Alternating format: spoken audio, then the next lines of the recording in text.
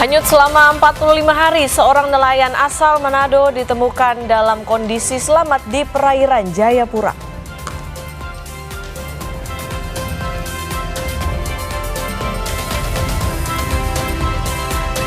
KPK menetapkan Bupati Bekasi Ade Kuswara sebagai tersangka dalam kasus suap sejumlah proyek di pemerintahan Kabupaten Bekasi, Jawa Barat.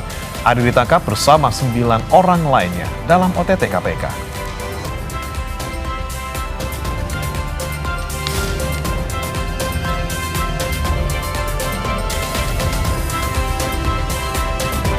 Jelang libur Natal dan Tahun Baru, arus pemudik di berbagai moda transportasi mulai terasa. Kami akan sampaikan pantauan langsungnya untuk Anda.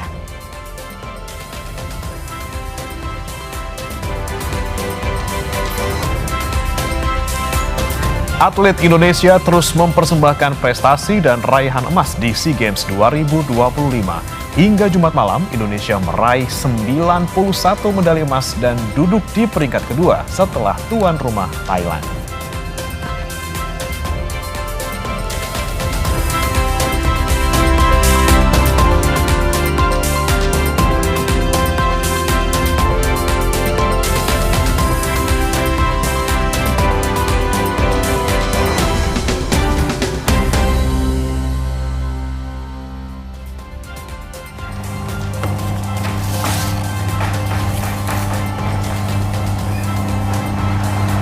Selamat pagi saudara, Sapa Indonesia Pagi kembali hadir hari ini Sabtu 20 Desember 2025. Bersama saya Putri Oktaviani. Dan saya Brewan Athena. Ya, sejumlah informasi menarik dan juga penting akan kami hadirkan untuk Anda di pagi hari ini, terutama bagi warga Kabupaten Bekasi yang mungkin pada lagi tidur gitu ya tadi. Dar, pas bangun, loh apa ini rame-rame ya? Apa ini Bupati saya ternyata kena OTT KPK, jadi tersangka pula ya. Ini agak-agak mengejutkan ya. Siapa? Okta, saya mau ngomong Andisi tadi, Andisi lagi libur. Jadi ternyata ini yang mengejutkan adalah Bupati Bekasi ditangkap KPK bukan sendirian saja, sama ayahnya sendiri. Waduh, ini kekompakan yang not in a good way ya. Not in a good way, karena korupsi yang dilakukan oleh Bupati Bekasi dan juga ayahnya yang merupakan Kepala Desa Sukadami di Kabupaten Bekasi ini dilakukan bersama-sama. Bersama-sama diduga menerima uang ijon 9,5 miliar. Ini diduganya sebagai uang muka jaminan proyek tahun mendatang. Waduh, ini kan kemarin udah pada retret ya. Kok jadi mana nih hasil retretnya? Ayo dong, sama Kabupaten Bekasi nih. Itu dia yang menarik juga ya. Ini proyeknya belum ada gitu ya. Tahun depan belum tentu nih ada proyek apa dan soal apa, tapi udah minta duit dulu gitu kan. 11,5 miliar. Okta dan juga saudara yang kemudian diserahkan oleh pihak swasta ke dua orang ini, ayah anak ini. Oke, kita harapkan tidak terjadi di daerah-daerah lain ya. Jadi tidak menjadi tidak menular penyakit dugaan korupsinya. Tapi sebelum kita ke informasi tadi, saudara, kita akan ke informasi pertama dulu di Sapa Indonesia Pagi. Dan informasi soal gudang penyimpanan makanan ringan di jalur Pantura Situbondo, Jawa Timur ludes terbakar. Diduga api berasal dari korsleting di dalam gudang.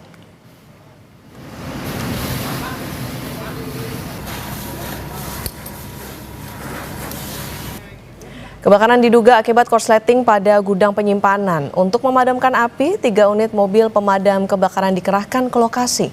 Akibat kebakaran, 15.000 karton makanan ringan hangus terbakar.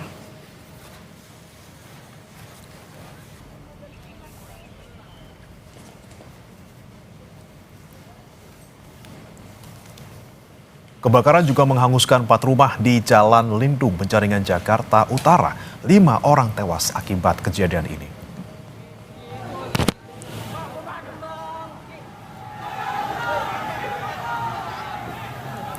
Kebakaran pertama kali diketahui warga yang melihat adanya percikan api di dekat kendaraan listrik milik korban. Percikan api menyambar bahan kimia yang ada di sekitar lokasi. Api kemudian membesar dan membakar seisi rumah. 5 orang yang tewas dibawa ke Rumah Sakit Cipto Mangunkusumo untuk proses identifikasi.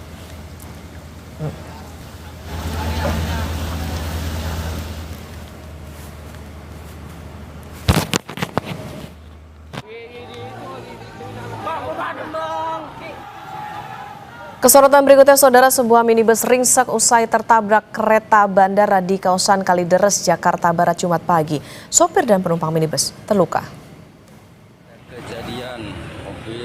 Sebuah minibus rusak parah usai tertabrak kereta bandara di perlintasan kereta Kampung Alas Tua, Kalideres, Jakarta Barat. Diduga sopir nekat menerobos palang pintu saat kereta melintas. Akibat peristiwa ini, jadwal perjalanan kereta sempat terganggu.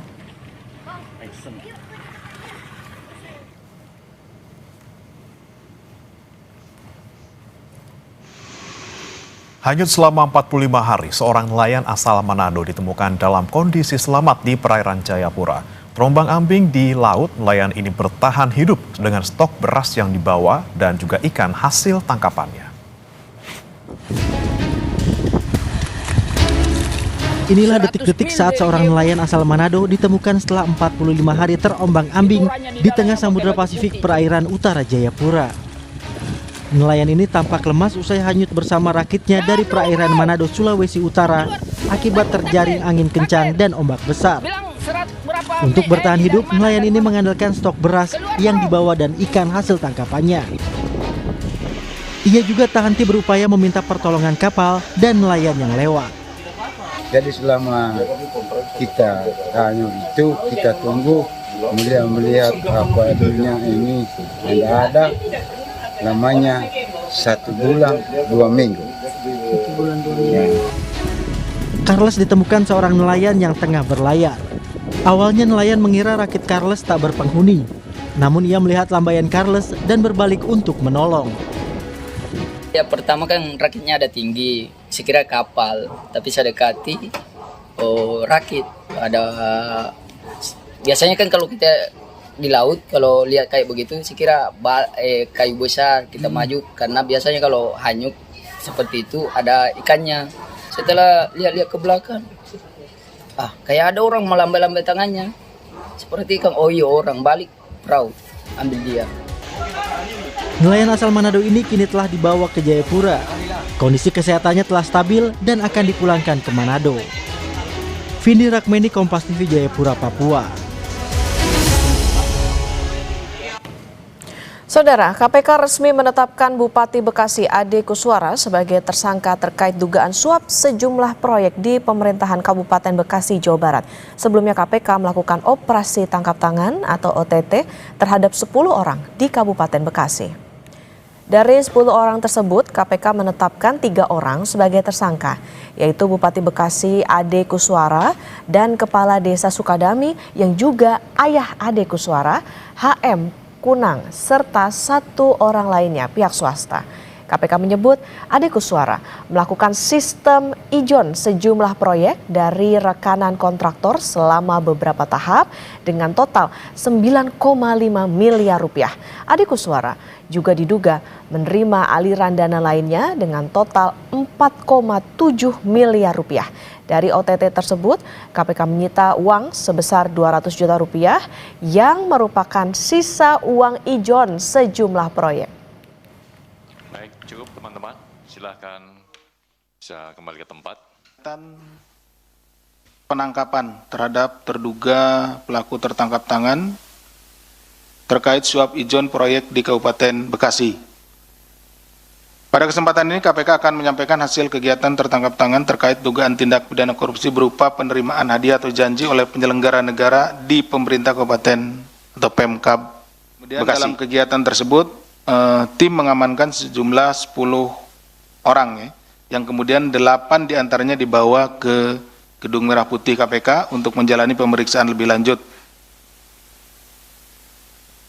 8 pihak tersebut yakni Saudara ADK selaku Bupati Kabupaten Bekasi periode 2025 sampai dengan saat ini, Saudara HMK selaku Kepala Desa Sukadami, Kecamatan Cikarang Selatan sekaligus ayah dari Bupati Saudara ADK, kemudian Saudara SRJ swasta, Saudara BNI pihak swasta juga, kemudian Saudara IC pihak swasta, Saudara ASP selaku pihak lainnya, ACP pihak lainnya, dan yang ke-8 adalah Saudara AKM pihak lainnya. Total ijon yang diberikan oleh SRJ kepada ADK bersama-sama HMK mencapai 9,5 miliar. Pemberian uang dilakukan dalam 4 kali penyerahan melalui para perantara. Selain aliran dana tersebut, sepanjang tahun 2025, ADK juga diduga mendapat penerimaan lainnya yang berasal dari sejumlah pihak, sehingga totalnya 4,7 miliar. Dalam kegiatan tangkap tangan ini, KPK turut mengamankan barang bukti di rumah ADK berupa uang tunai 200 juta, di mana uang tersebut merupakan sisa setoran ijon keempat dari SRJ pada ADK melalui para perantara. Kemudian setelah ditemukan kecukupan alat bukti, KPK menetapkan 3 orang tersangka, yaitu Saudara ADK, Bupati Kabupaten Bekasi periode 2025 sampai dengan sekarang, Saudara HMK, Kepala Desa Sukadami, Kecamatan Cikarang Selatan, sekaligus juga ayah dari Bupati, dan Saudara SRJ selaku pihak swasta. Sebelumnya, Saudara, penyidik KPK menggeledah dan menyegel ruang kerja Bupati Bekasi, Ade Kuswara, pada Kamis malam kemarin. Selain ruang kerja Bupati Bekasi, KPK juga menggeledah dan menyegel beberapa ruang dinas pemerintah Kabupaten Bekasi, seperti Dinas Kebudayaan Pariwisata, Pemuda dan Olahraga, serta Dinas Cipta Karya dan Bina Marga.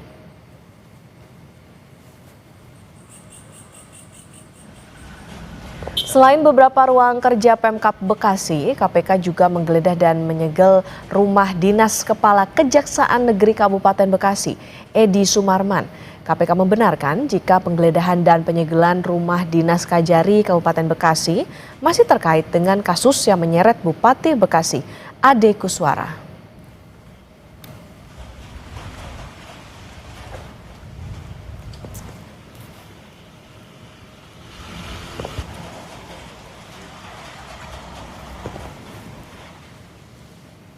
Informasi lainnya, Saudara, pedagang dan wisatawan di Pantai Panjang Bengkulu terlibat cekcok hingga berujung pengusiran. Perselisihan diduga akibat urusan sewa gazebo.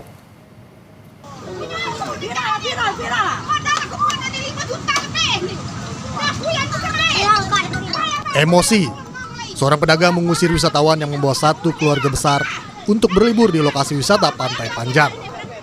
Diduga pedagang meminta uang senilai 1 juta rupiah sebagai ongkos sewa gazebo. Pedagang makin naik pitam saat pengunjung kaget dan mempertanyakan besaran ongkos sewa. Pasca viral, pemerintah kota Bengkulu langsung memanggil dan meminta klarifikasi tindakan pedagang tersebut. Pemkot juga memberi peringatan untuk tidak mengulangi perbuatannya. Tapi apapun itu, sebagai seorang pelaku usaha di situ, apalagi di tempat wisata, diharapkan juga untuk ibu tuh tidak berbuat berkata kasar. Maksudnya sebagai pelaku usaha terus ini yang punya pedagang itu, ya adalah yang bahasa mengatakan pembeli itu adalah raja, ya. Jadi bukan berarti dia raja semena-mena, tetapi tidak. Tapi kita harus memberikan pelayanan yang terbaik kepada yang datang ke tempat kita supaya mereka mendapatkan kesan baik supaya bisa datang lagi ke pantai. Setelah proses mediasi, sang pedagang pun meminta maaf dan berjanji untuk menjaga kenyamanan kawasan wisata Pantai Panjang. Bayazir Al-Raihan, Kompas TV, Bengkulu. Yang juga menjadi sorotan, Saudara, para ayah di berbagai daerah antusias meluangkan waktu ke sekolah untuk mengambil rapot anak. Gerakan Ayah Mengambil Rapot Anak diharapkan bisa menguatkan peran ayah dalam perkembangan anak-anak di sekolah.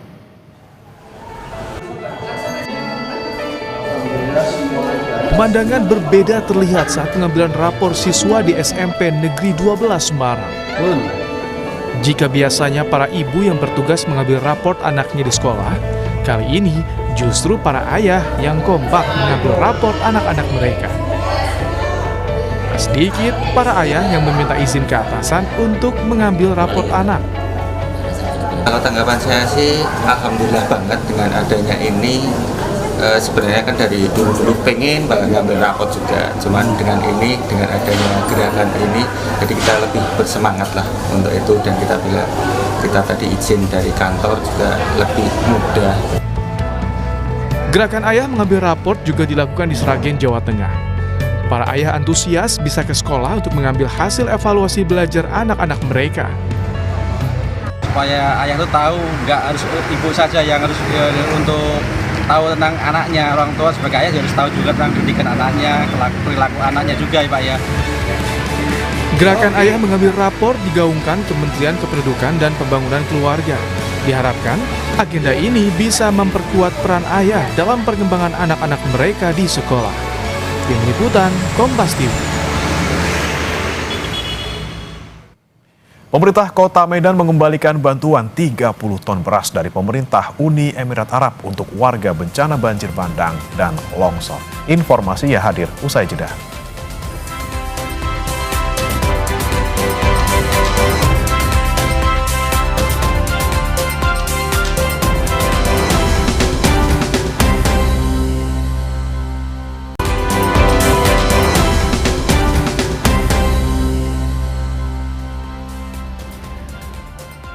Sapa Indonesia Pagi kembali hadir, Saudara. 3 pekan pasca banjir, aliran listrik di Aceh Tamiang belum pulih sepenuhnya. Di posko pengungsian, genset yang disediakan tak bisa digunakan warga karena terkendala biaya untuk membeli BBM.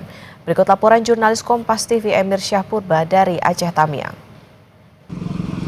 Ya Saudara, memasuki pekan ketiga pasca banjir bandang di Aceh Tamiang, Saudara. Sampai dengan saat ini listrik masih belum menyala di sebagian tempat. Memang di sebagian tempat seperti di jalan lintas di Aceh Tamiang ini, Saudara, untuk listrik sudah menyala seperti lampu penerangan jalan ini sudah hidup. Namun di beberapa titik di Aceh Tamiang masih gelap gulita, dan salah satunya adalah di posko-posko pengungsian yang tidak ada aliran listrik, sehingga memang seperti di belakang saya ini merupakan posko pengungsian masih terlihat gelap gulita, dan warga hanya memanfaatkan saat ini adalah api unggun. Dan saya akan mengajak Anda, Saudara, untuk mengetahui apa sebenarnya penyebab dari mengapa posko-posko pengungsian di Aceh Tamiang ini masih banyak yang gelap. Saya akan mengajak Anda untuk mewawancarai salah seorang warga. Selamat malam, Bapak. Selamat malam. Dengan Bapak siapa, Pak? Sama Bapak Hamdani. Pak Hamdani, kalau boleh tahu, Bapak, ini kenapa posko masih gelap, Pak? Karena aliran listriknya putus semua daerah sini, Pak. Jadi orang ini belum berani untuk mengasih api kemari, alasannya kilometernya belum ada. Ya kita terpaksa gelap-gelap kayak gini. Sebagian bantuan ada dari PLN, seperti mesin geset, tapi minyaknya nggak ada. Kita kayak mana mau hidupinnya, sementara kita nggak punya biaya untuk beli minyak.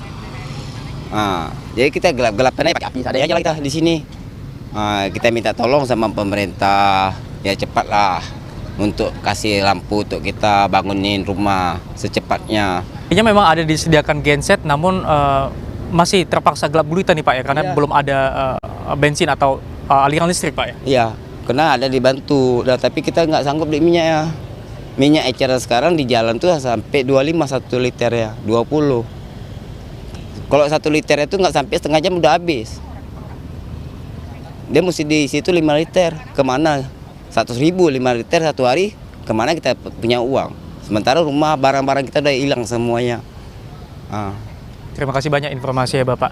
Ya Saudara, itu tadi wawancara singkat saya dengan salah seorang warga yang mengatakan memang sampai saat ini belum ada aliran listrik yang masuk ke posko-posko pengungsian. Memang sudah diberikan fasilitas seperti genset, namun warga terkendala biaya untuk membeli bensin, dan memang di Aceh Tamiang ini bensin eceran harganya masih cukup mahal. Emir Syahpurba, Dedi Rizky Ginting, Kompas TV, Aceh Tamiang, Aceh.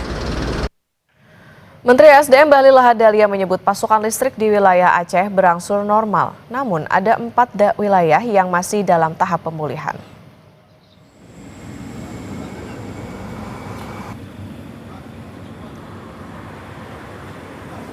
Pasca bencana, pasokan listrik wilayah Sumatera Utara dan Sumatera Barat serta Aceh mulai berangsur normal.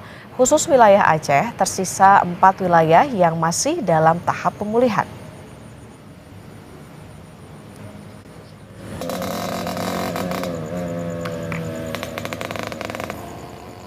Di Banda Aceh, di Aceh ada 4 kabupaten yang masih nyalanya di bawah 50%. Kabupaten apa itu? Aceh Tamiang, Benar Meriah, Gayo, sama Aceh Tengah. Ini terjadi Bapak Ibu semua karena bukan karena mesin listriknya yang bukan karena power plant-nya yang tidak bisa tersuplai, tetapi terjadi karena infrastruktur kita yang belum terselesaikan di lapangan untuk tegangan rendah. Berikutnya, Saudara, pemerintah Kota Medan mengembalikan bantuan 30 ton beras dari pemerintah Uni Emirat Arab untuk warga bencana banjir bandang dan longsor. Sebelumnya, bantuan dari pemerintah Uni Emirat Arab diserahkan langsung Wakil Duta Besar Uni Emirat Arab untuk Indonesia di Posko Bantuan Bencana Kota Medan hari Minggu lalu. Bantuan seperti 30 ton beras dan 300 paket bantuan sembako sempat diterima namun dikembalikan.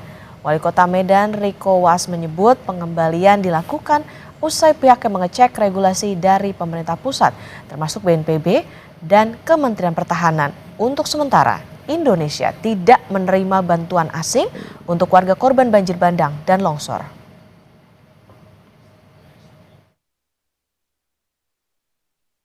Dari Arab itu Uni Emirat Arab dikembalikan Pak Wali ya? Dikembalikan kepada Uni. Alasannya apa Pak Wali? Karena memang pemerintah belum ataupun tidak menerima bantuan dari pihak asing. Ini setelah ditegur oleh pemerintah pusat dan gubernur itu, makanya kita kembalikan Pak. Apakah betul Pak seperti itu ceritanya?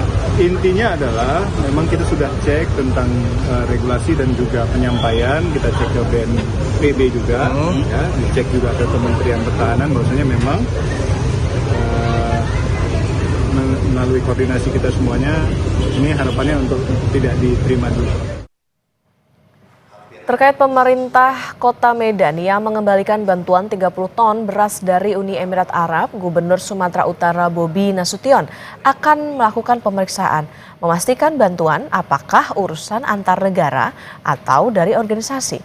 Setelah memastikan status bantuan, pihaknya akan kembali memastikan ke pemerintah pusat untuk menerima atau menolak bantuan. Memang ini G2G, tentunya baiknya negara ke negara ya, biar nanti negara yang membagikan.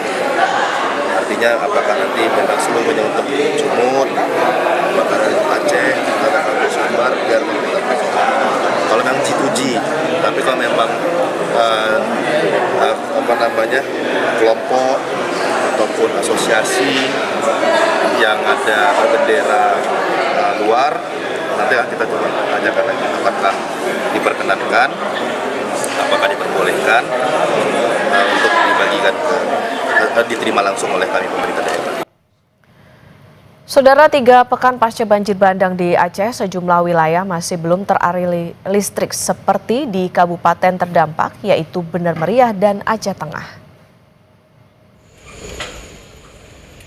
Menggunakan pesawat TNI AU, personel TNI AU mengangkut 20 unit tiang listrik dan 2 transformator atau trafo dengan total berat mencapai 10.150 kg. Seluruh material tersebut akan digunakan untuk memperbaiki jaringan kelistrikan yang terdampak di Kabupaten Bener Meriah dan Aceh Tengah. Pemanfaatan pesawat TNI AU untuk mempercepat distribusi logistik ke wilayah yang memiliki keterbatasan akses jalur darat. Pengiriman logistik ini diharapkan mampu mempercepat pemulihan jaringan listrik di Kabupaten Bener Meriah dan Aceh Tengah.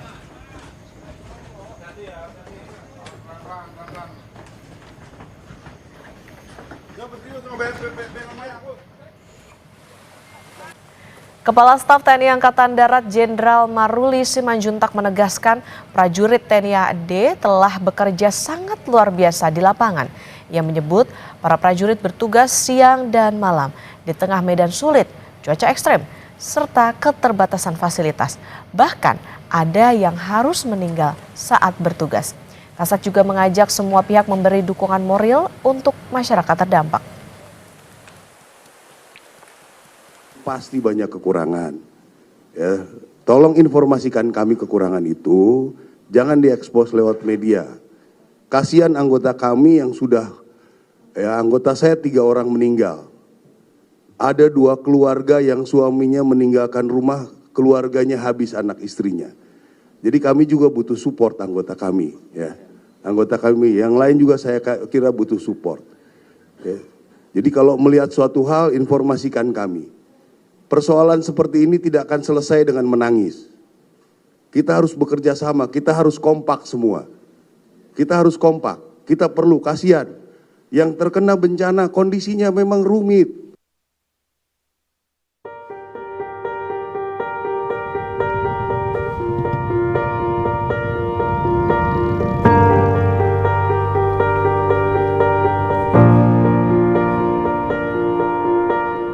Inilah visual dari udara jalan lintas Kertas Kraf Aceh yang menghubungkan Kabupaten Bener Meriah dan Kabupaten Aceh Utara. 3 pekan pasca bencana, akses jalur darat berangsur membaik.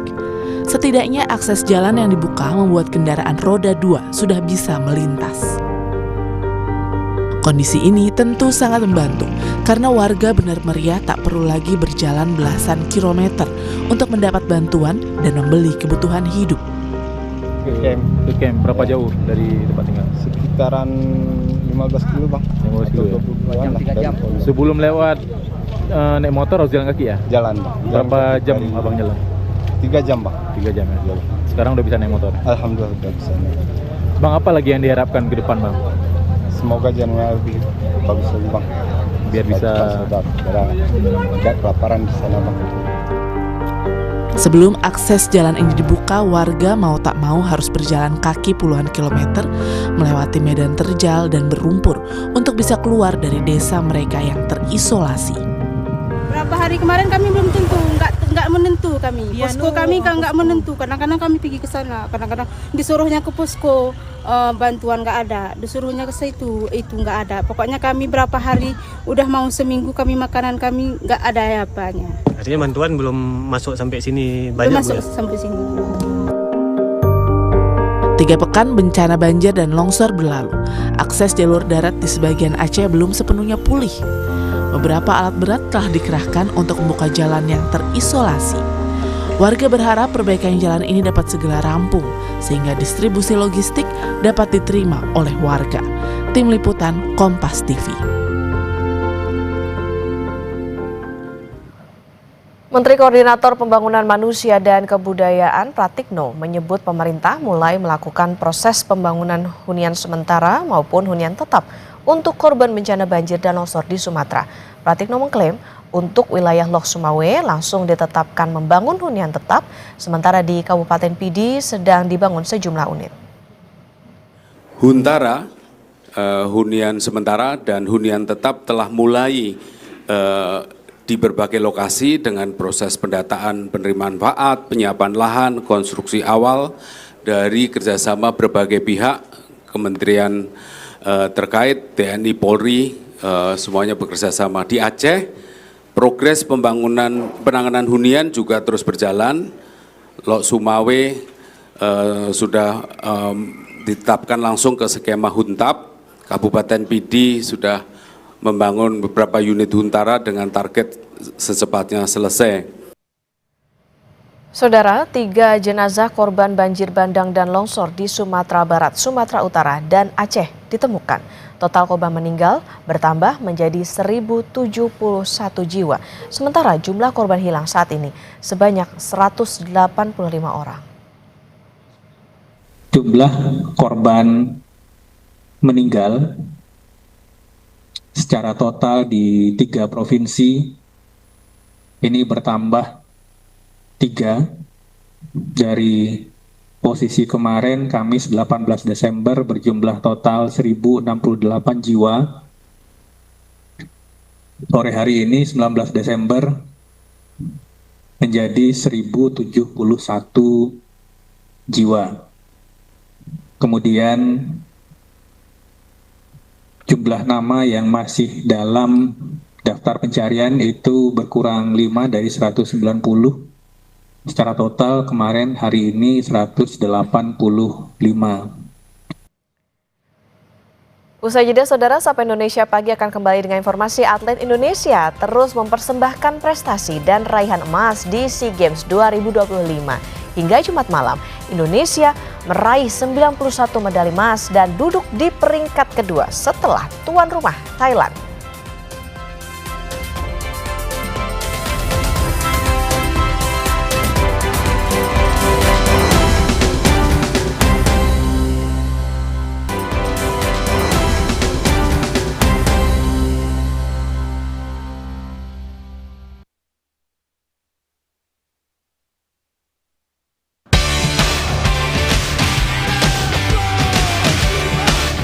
Indonesia kembali menambah raihan medali emas di SEA Games Thailand 2025.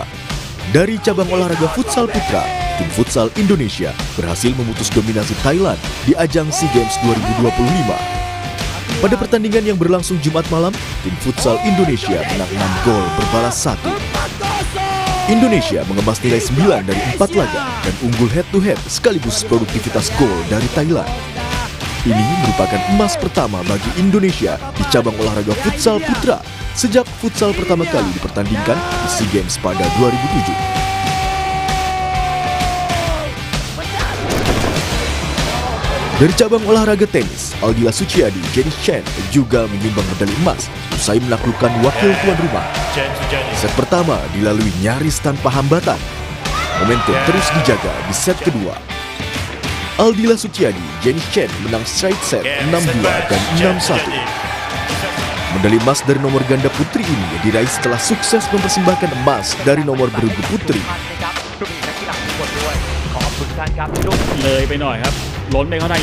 Sementara itu, tim nasional hoki es putra Indonesia cetak sejarah raih emas pertama kali di ajang SEA Games. Jumpa Thailand di final, awalnya Indonesia tertinggal lebih dulu. Kedudukan 1-2 tak bergeming hingga periode ketiga. Namun, 2 gol anak asuh Christoph Kovago di detik akhir laga memastikan kemenangan bersejarah Indonesia. Menang 3-2, emas berhasil dibawa pulang Andrian Saputra dan kawan-kawan ke tanah air.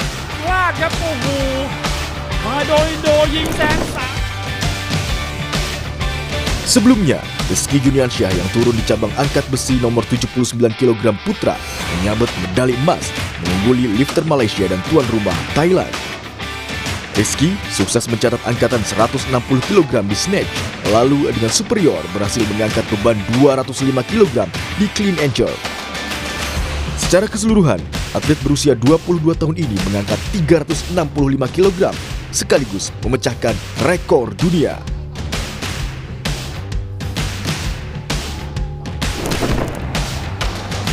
Yang juga tak kalah membanggakan, sebelumnya atlet skateboard Indonesia Basral Graito Hutomo menyumbang 1 emas untuk Indonesia di SEA Games 2025. Basral Graito Hutomo tampil apik dalam babak final nomor street putra. Percobaan terakhirnya berjalan mulus tanpa terjatuh. Mencatat skor 166,67 poin dari kombinasi nilai best run dan best trick, Basral finish teratas dan berhak atas medali emas. Hingga pukul 12 Jumat malam, kontingen Indonesia menempati peringkat 2 SEA Games Thailand 2025. Dengan raihan 91 medali emas, 111 medali perak, dan 129 medali perunggu.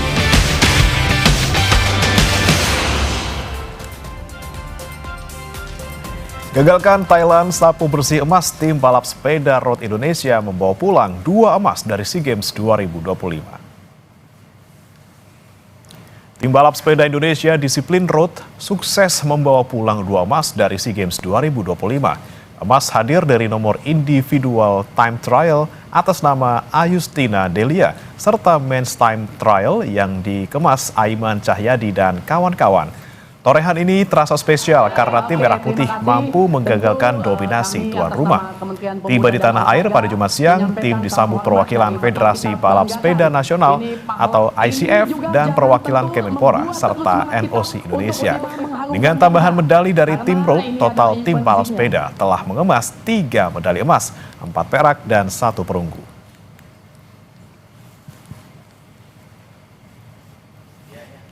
Dalam hitungan 1, 2, 3. Sekali lagi, 1, 2, 3. Tantangannya mungkin kita sudah melakukan training camp hampir 1 tahun dan itu salah satu bentuk support dari Bapak Ketua Umum yang mendukung balap sepeda Indonesia. Lawan tuan rumah yang sudah mendesain sedemikian rupa rutenya, alhamdulillah Allah mudahkan kita masih bisa merebut medali emas dari tuan rumah.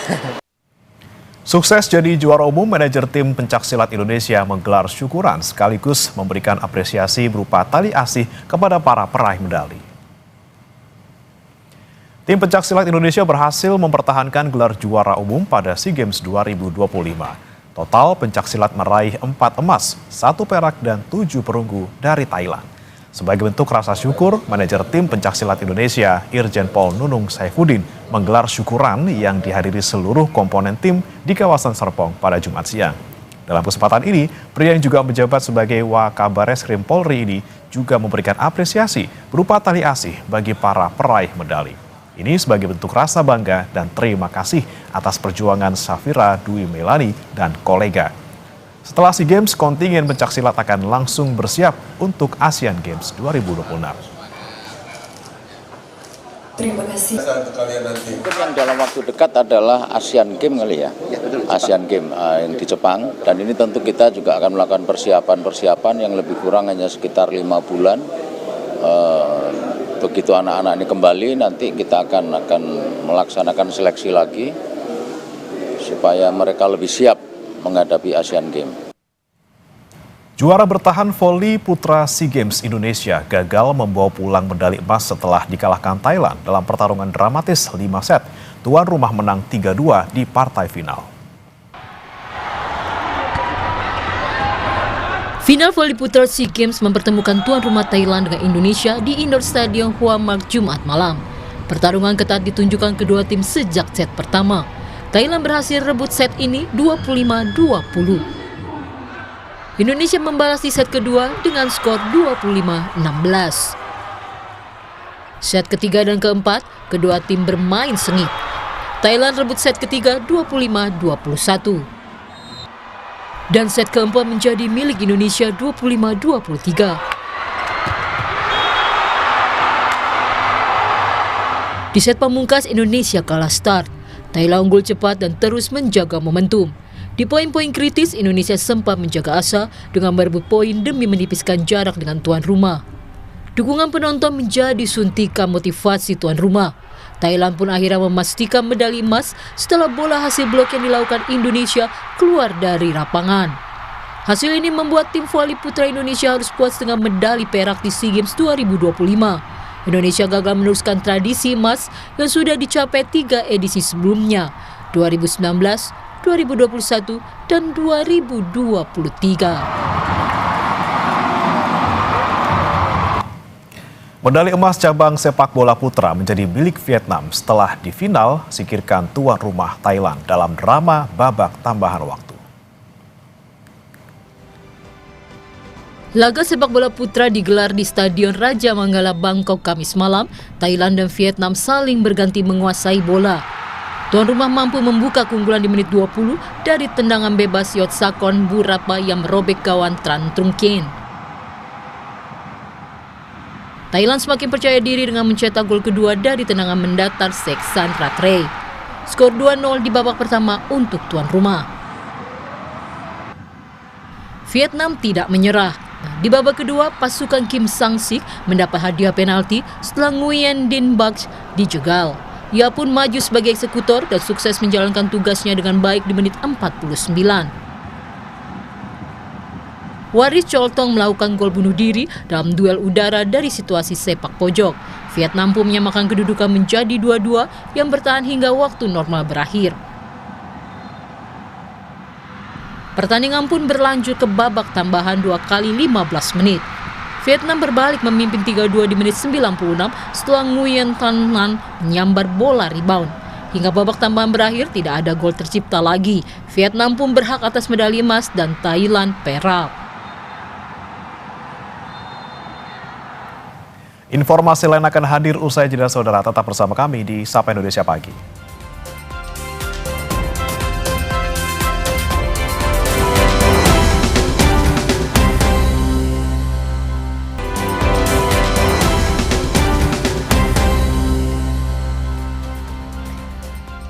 Terima kasih saudara, Anda masih bersama kami di Sapa Indonesia Pagi. Polisi mengungkap fakta baru dalam kasus pembunuhan anak politisi PKS di rumah mewah. Polisi menyebut tak ada petugas keamanan di rumah mewah saat korban dianiaya pelaku. Korban hanya bersama kakaknya saat peristiwa terjadi. Polisi juga tak bisa mendapat bukti dari CCTV di rumah mewah karena rusak 2 minggu sebelum pembunuhan. Ada 8 orang yang terdiri dari keluarga korban dan dari pihak lain. Korban ini orang tua? Ya, termasuk orang tuanya. Sebelumnya itu rusak. Setelah dicek, rusak. Tapi di rumah sendiri ada security pribadi nggak, Cok? Tidak ada security pribadi. Jadi pada saat kejadian itu hanya ada 2 orang, antara adik yaitu korbannya bersama kakaknya. Berarti tidak ada CCTV di rumah itu ya? Ada CCTV, cuman dalam keadaan rusak. Sudah berapa lama rusak? Kira-kira 2 minggu sebelum kejadian. Sebelumnya, saudara, anak politisi PKS tewas setelah mengalami penganiayaan berat dalam sebuah rumah mewah di kota Cilegon, Banten, Selasa lalu. Setelah memeriksa 8 saksi dan melakukan otopsi, polisi memastikan korban tewas karena pembunuhan, bukan karena perampokan. Polisi menemukan sejumlah luka senjata tajam pada tubuh korban.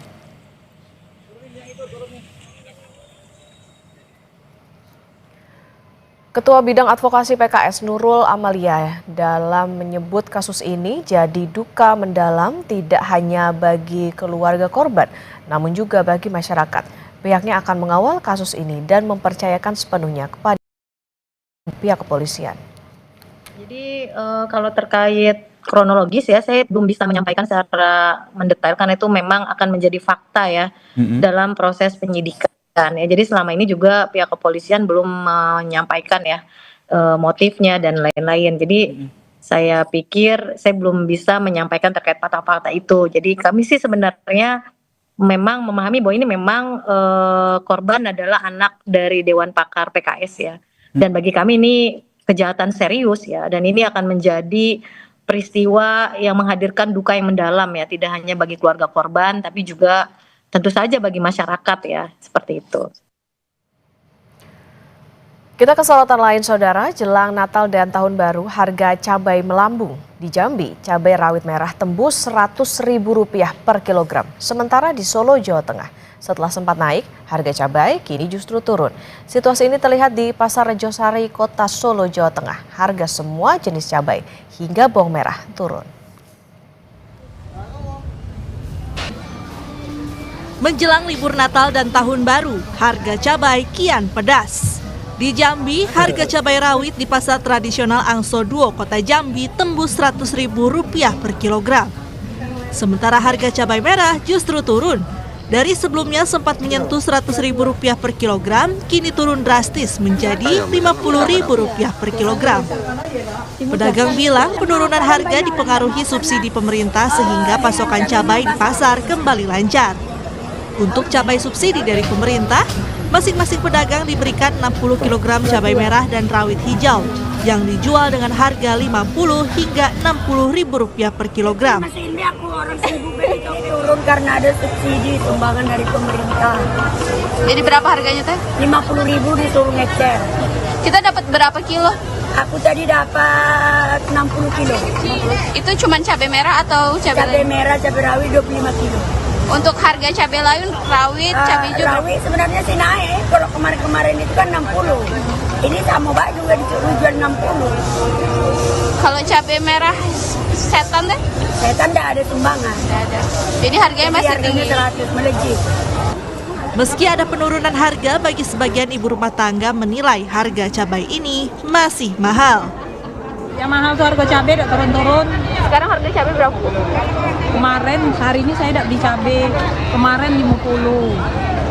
Ya saya ada operasi pasar, ya ada operasi pasar. Ini belum ada. Itu gimana, Bu? Ya harganya normal lah, janganlah segitunya. Minimal cabai 730-an kan masih inilah, ya enggak? Di Pasar Besar Beringharjo, Kota Yogyakarta, harga cabai juga naik jelang Natal dan Tahun Baru. Harga cabai rawit tercatat meningkat beberapa kali di bulan Desember ini, mulai dari Rp50.000 hingga kini menembus angka Rp95.000 per kilogram. Rawitnya dari 50, 60, terakhirnya itu 60.000, terus kenaikannya jadi 75, 85, sekarang 95. Brokoli itu dari harga 15, terus naik dari 25, terus sekarang 35.000. Terus sawi pakcoy tadinya 5.000, sekarang ke angka 12.000. Sementara di Solo, Jawa Tengah, setelah sempat naik, harga cabai kini justru turun. Situasi ini terlihat di Pasar Rejosari, Kota Solo, Jawa Tengah. Harga semua jenis cabai hingga bawang merah turun. Dibandingkan minggu lalu, penurunan harga cukup drastis. Harga cabai rawit yang sempat tembus ke Rp100.000 per kilogram, kini hanya Rp60.000 per kilogram. Banyaknya pasokan diduga menjadi pemicu turunnya harga. Situasi ini disambut gembira oleh pedagang, sebab saat harga naik daya beli masyarakat turun drastis. Kan 60, 55, karena sejenis barang. Berarti ini turun atau naik dari gimana? Turun. Dari berapa tuh? Dari 60 sampai 50. Itu kenapa Bu? Apakah tiba-tiba pasokannya banyak atau gimana? Gimana? Turun harga itu karena pasokannya tiba-tiba banyak atau? Nggak tahu, karena stoknya banyak. Kalau yang pas kemarin mahal itu stoknya? Kelihatannya ya sama aja. Kurang-kurang. Kurang-kurang. Jadi mahal. Situasi ini diharapkan bertahan atau bahkan akan mengalami penurunan lagi. Sebab menjelang Natal dan Tahun Baru, kemungkinan kenaikan harga akan kembali terjadi. Tim Liputan, Kompas TV. Saudara, guna mempercepat penanganan darurat bencana banjir dan tanah longsor di sejumlah wilayah di Sumatera Utara, Kementerian Pekerjaan Umum melalui Balai Penataan Bangunan Prasarana dan Kawasan Sumatera Utara, Ditjen Cipta Karya, mendorong percepatan kebutuhan air bersih dan sanitasi di 6 kabupaten kota terdampak bencana.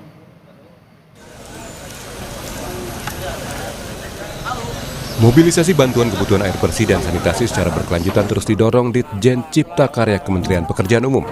Sebanyak 6 kabupaten kota di Sumatera Utara terdampak bencana banjir longsor terus diupayakan dalam pemenuhan kebutuhan air bersih dan sanitasi. Fokus penanganan penyaluran air bersih dan sanitasi telah dilakukan sejak awal Desember dan terus diperpanjang dalam masa tanggap darurat hingga 23 Desember. Kepala Balai Penataan Bangunan dan Prasarana dan Kawasan Sumatera Utara, Yeni Bulyadi, bilang Ditjen Cipta Karya telah mendistribusikan sejumlah peralatan untuk air bersih, seperti mobilisasi sebanyak 72 HU, 6 unit mobil tangki air, 1 unit IPA mobile, 14 toilet portable, dan 6 unit Purity. Saran ini diberikan untuk memenuhi kebutuhan air bersih dan sanitasi bagi warga terdampak pasca rusaknya infrastruktur Cipta Karya saat terjadi banjir. Ada 5 lokasi yang terdampak di Kabupaten Tapanuli Tengah, Sibolga, Tapanuli Utara, Tapanuli Selatan, dan Langkat. Tambahan sarana air bersih dan sanitasi yang baru tiba dari Depo Bekasi langsung disebar ke lokasi prioritas. Di antaranya sebanyak 20 unit HU dan 1 MTA ke Tapanuli Tengah, 10 unit HU dan 1 MTA ke Sibolga, 3 HU dan 1 MTA ke Tapanuli Utara, serta 1 HU dan 1 toilet portable ke Tapanuli Selatan. Ini sudah panjang Desember 25. Jadi kita saat ini memang dalam penanganan darurat untuk investasi memberikan dukungan terutama terkait sektor cipta karya. Selama ini fokus kita penyaluran pendistribusian air bersih dan juga sarana sanitasi yang banyak terdampak di lapangan. Pendistribusian bantuan sempat terkendala akses jalan karena jalur ke Sibolga terputus, sehingga harus melewati Aceh. Selain jalur transportasi yang rusak, jaringan komunikasi juga sulit. Pendistribusian kebutuhan air bersih dan sanitasi ini digelar dengan mendirikan 3 posko dibagi 3 klaster di Medan, Pandan, Tapanuli Tengah, dan Tarutung, Tapanuli Selatan. Dedi Zulkifli Tarigan, Kompas TV, Medan, Sumatera Utara. Saudara, Indonesia dikenal sebagai negara dengan keberagaman pangan lokal. Pangan lokal ini pula yang seharusnya terus dilestarikan untuk ketahanan pangan nasional. Dalam diskusi melacak jejak pangan Nusantara, dibahas pula jika memperkenalkan pangan lokal ke generasi muda adalah keharusan. Karena pangan lokal merupakan warisan budaya, sekaligus bisa memperkuat ketahanan pangan nasional. Selain itu, pangan lokal juga sangat mudah ditemukan karena asli Indonesia. Salah satu yang sedang terus digaungkan adalah belalang. Kepala BGN, Dadan Hindayana, bilang belalang bisa dikonsumsi sehari-hari dan menjadi sumber protein. Belalang sudah biasa dikonsumsi masyarakat seperti di wilayah Gunung Kidul.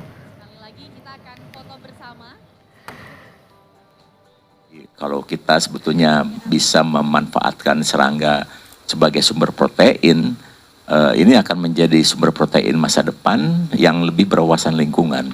Di Cina ini, justru sekarang belalang sudah diternakan dengan sangat masif sebagai sumber protein dan juga diekspor.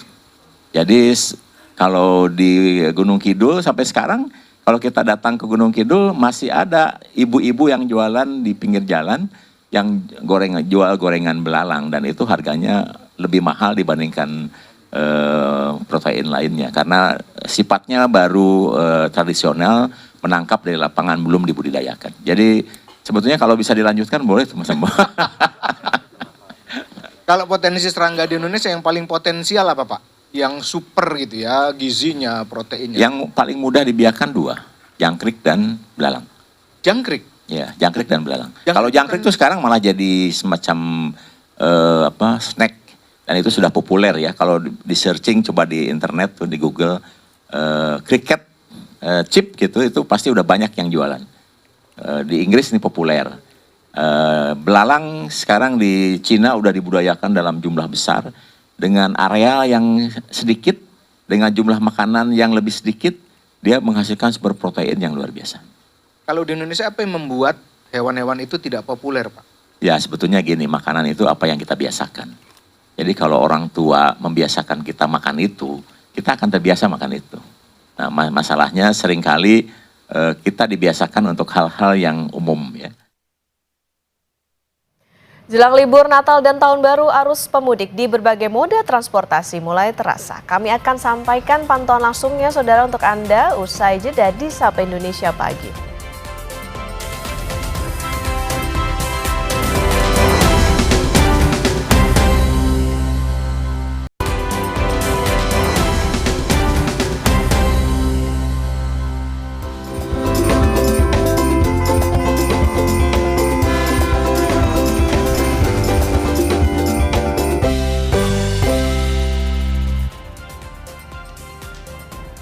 Libur Natal dan Tahun Baru, arus lalu lintas di Tol Cikampek pada Jumat malam mulai ramai. Antrian sempat terjadi di kilometer 57.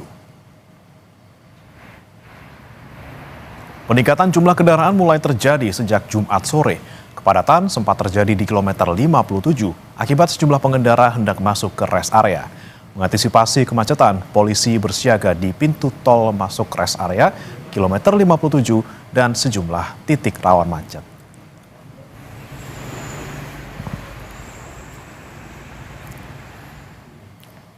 Menjelang libur Natal dan Tahun Baru, aktivitas penumpang di Bandara El Tari Kupang, Nusa Tenggara Timur mulai meningkat. Dalam sehari tercatat sekitar 2.500 penumpang datang dan pergi melalui bandara ini. Pergerakan pemudik dari dan menuju wilayah Nusa Tenggara Timur melalui jalur udara masih terpantau normal. Namun jumlah penumpang mengalami peningkatan dibandingkan periode yang sama tahun lalu. Otoritas Bandara El Tari Kupang mencatat rata-rata 2.500 penumpang melintas setiap hari. Jumlah ini diprediksi akan terus meningkat pada H-4 perayaan Natal atau 21 Desember 2025 mendatang.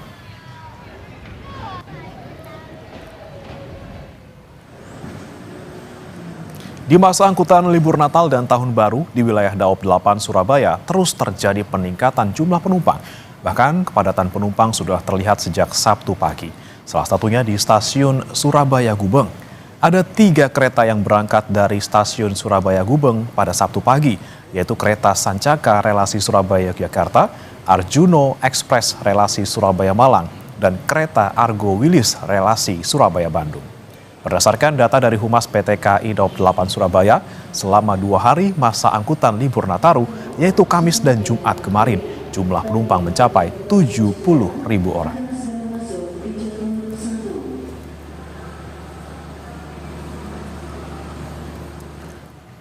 Gubernur DKI Jakarta Pramono Anung menyebut Sabtu menjadi puncak arus mudik libur Natal dan Tahun Baru. Pramono pun memastikan seluruh terminal bus di Jakarta siap memberikan pelayanan terbaik.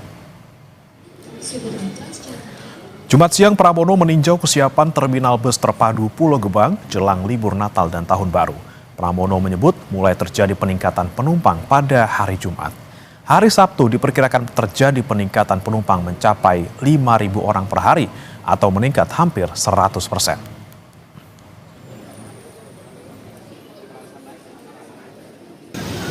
Tadi saya mendapatkan keterangan dari Pak Kepala Dinas Perhubungan bahwa ketika sekarang ini terjadi kenaikan penumpang yang signifikan karena memang ini memulai libur Natal dan Tahun Baru. Dan diperkirakan mungkin salah satu puncaknya itu besok. Diprediksi tanggal 20 Desember akan terjadi lonjakan penumpang yang cukup tinggi. Diperkirakan hampir 5.000 penumpang per hari atau meningkat hampir 100%. Kita pantau situasi arus mudik libur Natal dan Tahun Baru dari Cikampek, Stasiun Senen Jakarta dan Stasiun Gubeng Surabaya. Kita akan pertama ke rekan Adi Wahadi di sekitar gerbang tol Cikampek Utama. Adi, bagaimana keadaan di gerbang tol Cikampek Utama pagi hari ini? Apakah sudah terjadi kepadatan? Dan juga saudara, mulai terjadi peningkatan jumlah kendaraan yang melintas di jalan tol Jakarta Cikampek, tepatnya di wilayah gerbang tol Cikampek Utama. Kami pantau ini mulai terjadi sekitar pukul 6.60 tadi, dan hari ini dan kondisi saat ini kepadatan atau antrian kendaraan di gerbang tol Cikampek Utama sudah mulai nampak. Meski belum begitu panjang, namun demikian peningkatan jumlah kendaraan ini sudah mulai terjadi sejak pukul 6 dan mengalami terus meningkat hingga saat ini. Pantauan terkini, kondisi arus lalu lintas dari arah Jakarta menuju ke arah Jawa Tengah ini masih terpantau cukup lancar. Namun demikian terjadi sedikit antrian, dan kami pantau berdasarkan peta digital di sepanjang jalur tol Jakarta Cikampek mulai dari kilometer 48 hingga kilometer 57 sudah terjadi kepadatan, dan ini terjadi akibat adanya kendaraan-kendaraan yang akan masuk ke rest area sehingga menimbulkan kepadatan kendaraan lainnya, dan terjadi kepadatan hingga kendaraan berjalan dengan kecepatan rata-rata 20 hingga 30 atau hingga 40 km per jam. Dan upaya mengantisipasi terjadi kemacetan atau kepadatan lalu lintas karena diprediksi hari ini adalah puncak arus mudik libur Natal dan Tahun Baru. Sejumlah upaya rekayasa lalu lintas telah disiapkan oleh pihak kepolisian dan jasa marga, salah satunya dengan melakukan pengaturan di titik masuk rest area kilometer 57, kemudian kontraflow di jalur tol Jakarta Cikampek yang nantinya akan diterapkan mulai dari kilometer 47 hingga kilometer 70. Ini dilakukan mengantisipasi adanya hambatan di kilometer 48 dan 57 yang biasanya ini terjadi kepadatan. Oleh karena itu, upaya rekayasa kontraflow ini akan diterapkan ketika kondisi kepadatan ini mulai terjadi. Selain itu ada juga upaya rekayasa lainnya, yakni pembatasan kendaraan berat, dan ini difungsikan sebagai upaya bisa memperlancar kendaraan pemudik yang saat ini kami pantau sudah mendominasi kendaraan roda 4 yang datang dari arah Jakarta tujuan Jawa, dan saat ini terjadi antrian di gerbang tol Cikampek Utama. Baik, secara umum masih lancar di sana, namun terjadi peningkatan yang signifikan. Terima kasih Adi Wahadi dari tol Cikampek Utama. Kita akan bergeser ke stasiun Pasar Senen Jakarta, ada rekan Niputu Trisnanda dan juga juru kamera Arif Rahman. Saudara Putu, seperti apa kalau di stasiun Senen? Apakah juga hari ini sama diprediksi menjadi puncak arus mudik Natal dan Tahun Baru? Ya, selamat pagi Breman dan juga saudara, betul sekali karena ini masuk akhir pekan, jadi memang ini sesuai dengan prediksi dari PT KAI sendiri bahwa peningkatan jumlah penumpang yang akan meninggalkan Jakarta dari stasiun Pasar Senen ataupun juga stasiun Gambir wilayah Daop 1, daerah operasional 1 Jakarta ini akan terjadi pada hari Sabtu dan juga hari Minggu, salah satunya hari ini, dimana kalau dari catatan sendiri memang PT KAI Daop 1 Jakarta itu sudah menjual sekitar 425.575 tiket yang sudah terjual untuk kereta jarak jauh, dan sementara untuk kereta lokal ini tetap melayani untuk lebih dari 34.000 perjalanan. Nah, kalau melihat bagaimana jumlahnya per hari begitu ya, dari kemarin hari hari pertama, kedua, dan sekarang sudah memasuki hari ketiga masa perjalanan libur Natal dan juga Tahun Baru. Memang kisarannya untuk di stasiun Pasar Senen sendiri ini ada sekitar 14.000 penumpang begitu. Nah, jumlah ini diprediksi akan lebih banyak terjadi pada hari ini dan juga pada besok pada tanggal 21 Desember 2025. Kalau lihat data terbaru begitu ya yang kemarin sudah direkap, ini memang baru ada data pada malam hari kemarin, belum ada data terbaru pada pagi hari ini, Bremana dan juga saudara. Setidaknya pada hari kemarin ini sudah melayani sekitar 114.000 perjalanan, di mana tercatat ada lebih dari 62.000 masyarakat yang meninggalkan Jakarta dengan menggunakan transportasi kereta api, baik dari stasiun Senen maupun juga dari stasiun Gambir, dan ada 51.000 lebih penumpang yang tiba ke Jakarta. Kalau tadi saya berbincang dengan beberapa penumpang atau calon penumpang yang datang ke stasiun Senen, ini memang memanfaatkan akhir pekan karena ini sejalan begitu ya dengan masa cuti bagi mereka yang masih berkantor. Ini menghabiskan waktu dari mulai libur pertama pada akhir pekan, ya ini pada hari Sabtu, kemudian menghabiskan waktu lebih lama di kampung halaman ataupun juga untuk berwisata bersama dengan keluarga. Kebanyakan yang saya temui, Bremana dan juga saudara, ini memang pekerja kantoran begitu yang saya lihat pergi untuk kemudian menghabiskan masa cuti ataupun juga masa libur Natal dan juga Tahun Baru.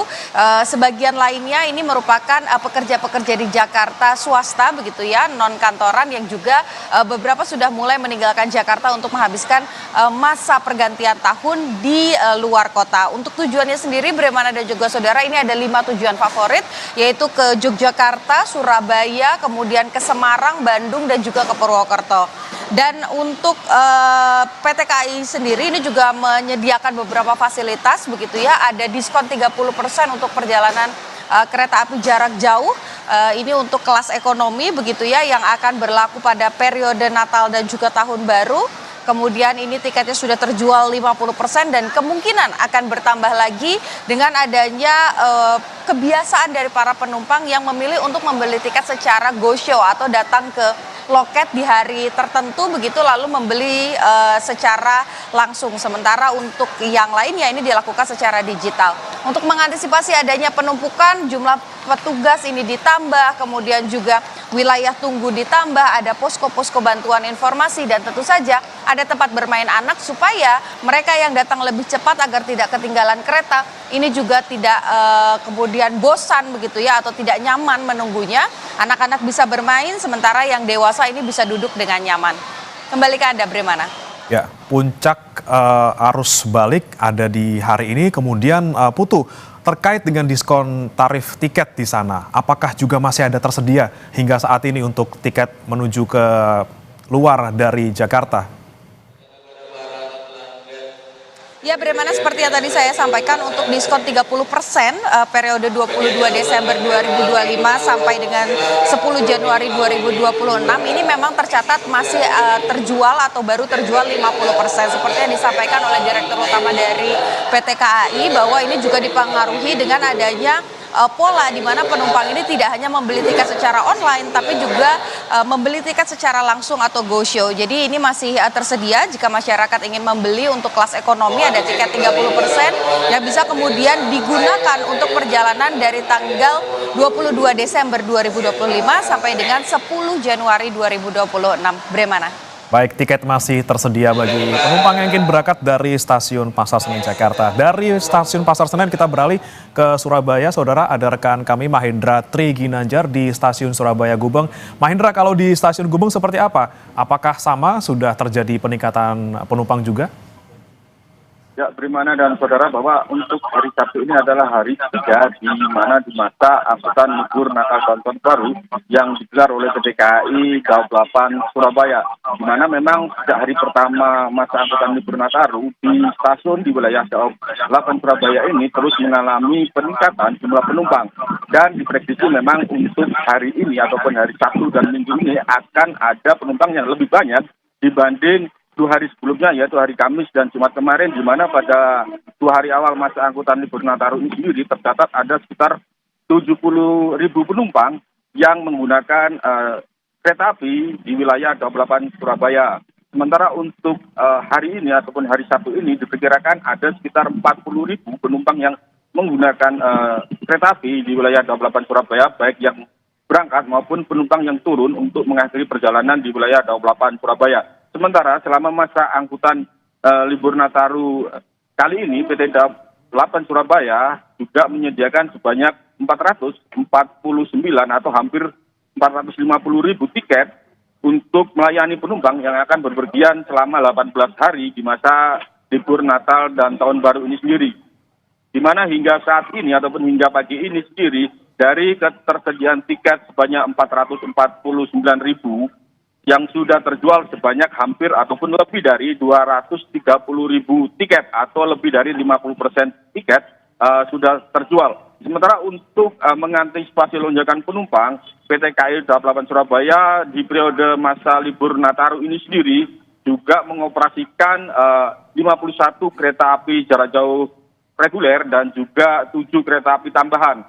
Sementara untuk tujuan ataupun kota-kota favorit untuk penumpang yang berangkat dari PT KAI 28 Surabaya ini sendiri, terbanyak memang untuk kota-kota yang memiliki tempat wisata seperti ke arah Yogyakarta, kemudian ke Bandung, ke Semarang, dan juga ke Jakarta serta Banyuwangi.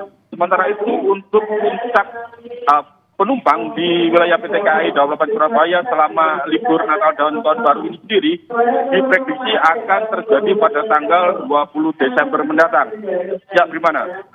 Baik, puncaknya masih sama seperti di Stasiun Pasar Senen, yaitu hari ini dan juga besok. Terima kasih rekan Mahendra Tri Ginanjar dari Stasiun Surabaya Gubeng. Kemudian sebelumnya ada Niputu Trisnanda dan juga juru kamera Arif Rahman dari Stasiun Pasar Senen Jakarta.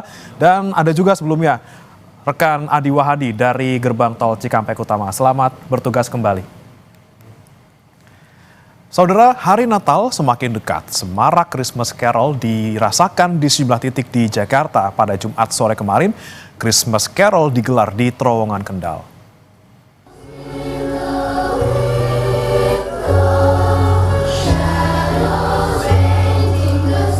Jelang hari Natal, pemerintah Provinsi Jakarta menggelar Christmas Carol di beberapa tempat. Salah satunya di Terowongan Kendal, Jakarta Pusat. Rangkaian Christmas Carol dimulai pukul 4 sore dengan penampilan penyanyi di awal.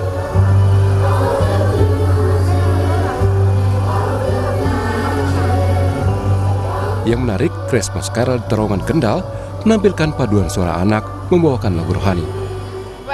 Mereka pasti sangat senang sekali, ya nggak? Senang kan? Ya, mereka senang, dan ini ada yang pengalaman pertama. Tahun lalu saya juga pernah lakukan dengan paduan suara anak sebelumnya di Taman Literasi, dan mereka memang benar excited sih. Terowongan Kendal sebagai tempat penyelenggaraan Christmas Carol strategis dekat stasiun menjadi daya tarik tersendiri bagi pekerja. Masyarakat yang lewat merasa terhibur dengan Christmas Carol di Terowongan Kendal. Ada Santa Clausnya beneran gendut, terus ada juga yang jatuh apa ya namanya aku lupa, sama ada yang nyanyi di belakang, seru sih. Iya, aku juga foto-foto. Tadi foto sama Santa Claus, seru banget, sama lihat live music. Rencana sampai selesai bagaimana? Palingan tunggu bentar, lihat musiknya bentar, foto-foto, abis itu baru pulang. Terowongan Kendal menjadi salah satu tempat Christmas Carol. Sebelumnya ada di stasiun MRT Blok M. Tidak hanya penampilan musik, pengunjung juga terbuka bebas berfoto bersama karakter Natal atau ikut bernyanyi. Christmas Carol Jakarta digelar hingga 23 Desember.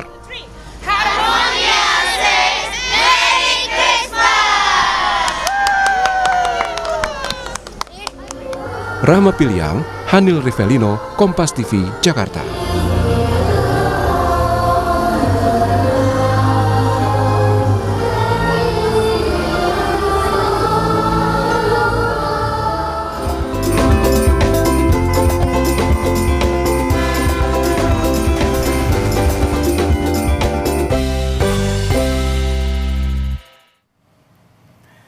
Hujan yang turun di Pulau Hormuz, Iran membuat pantai dan pegunungan menjadi merah tua. Informasi akan kami hadirkan usai jeda, saudara.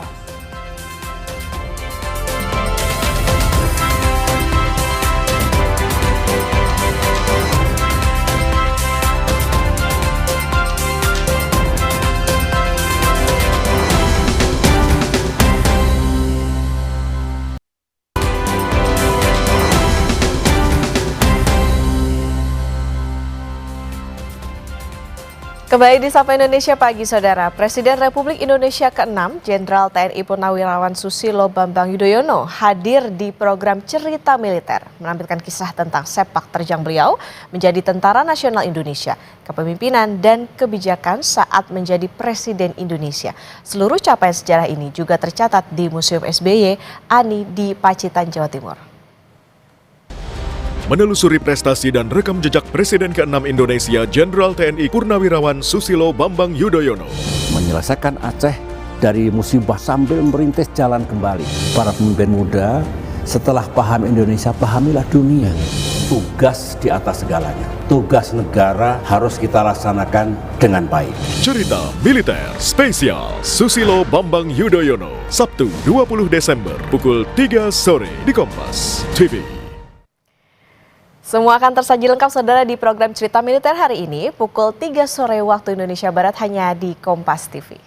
Kini kita beralih ke informasi mancanegara, Saudara. Hujan yang turun di Pulau Hormuz, Iran membuat pantai dan pegunungan menjadi merah tua. Fenomena ini terjadi lantaran air hujan menyeret tanah penuh zat besi.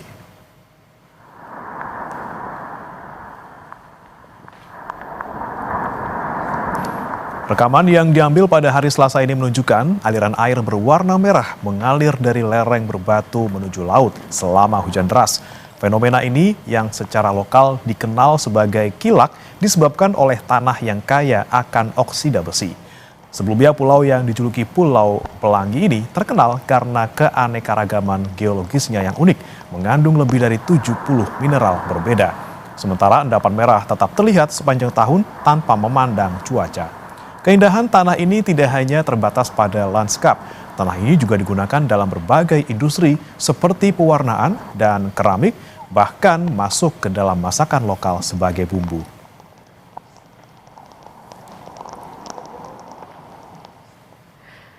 Rekor pizza terpanjang akhirnya pecah di kota Fuengirola, Spanyol. 30 koki dikerahkan untuk membuat pizza sepanjang 700 meter. Video yang direkam pada Rabu waktu setempat ini menunjukkan para koki menyiapkan adonan dan bergerak cepat membuat pizza yang dipajang di sepanjang pesisir pantai di Fuengirola. Salah satu koki menyebutkan diperlukan waktu 4 jam untuk membuat pizza sebanyak 2.100. Selain pecahkan rekor, acara ini juga sekaligus untuk menggalang dana yang akan diserahkan kepada Badan Amal Avoy.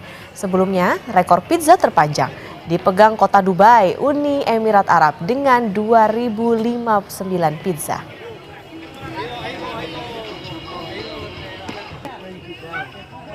De muchos números, porque son 700 metros de tableros de pizza en línea, como se suele decir, y 30 pizzeros, 5 hornos, bueno, todo eso para conseguir ese récord de 2.100 pizza en 4 horas. Coba kalau kita di sana ya sarapan pizza kita. Enak banget kayak gurih-gurih pagi ya. Tapi kita akan sarapannya pakai yang lain, Saudara, hari ini. Terima kasih sudah menyaksikan Sapa Indonesia Pagi kali ini. Akhirnya saya Breman Atenaya. Dan saya Putri Oktaviani, terima kasih. Sampai jumpa.